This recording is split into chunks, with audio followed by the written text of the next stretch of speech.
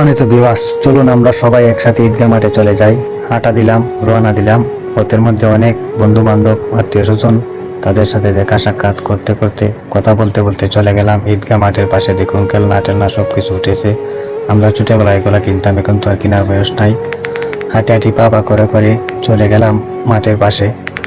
ঈদগাহ ময়দান মোটামুটি মানুষে ভরপুর হয়ে গেছে। আমিও তাড়াতাড়ি ঢুকে গেলাম, আর না হয় জায়গা পাবো না।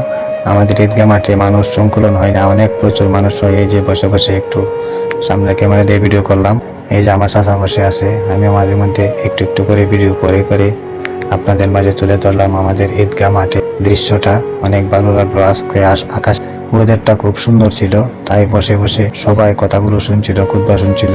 কোনো নড়াচড়া নাই। অন্যান্য বছর মানুষ হইচই করতো, তাড়াহুড়া করতো বাড়িতে যাওয়ার জন্য। আজকে কিন্তু কেউ হইচই করে নাই, কেউ কোনো তাড়াহুড়া করেন নাই। সুন্দর করে নামাজ শেষ করে, আলহামদুলিল্লাহ, নামাজ শেষ করে আমরা বসে বসে খুতবা শুনছিলাম। অনেক ভালো লাগলো আজকের দৃশ্যটি মাঠের দেখে, অনেক শান্তশিষ্ট ছিল। যাক, নামাজ শেষ করে আমরা এবার বের হওয়ার পালা।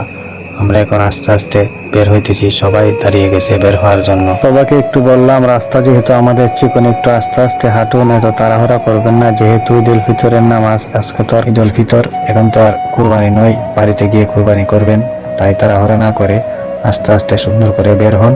রাস্তাটা যেহেতু চিকন, আমরা একটু সাবধানে যেতে হবে। যদি ভিডিওটি ভালো লাগে সবাই শেয়ার করে দিবেন।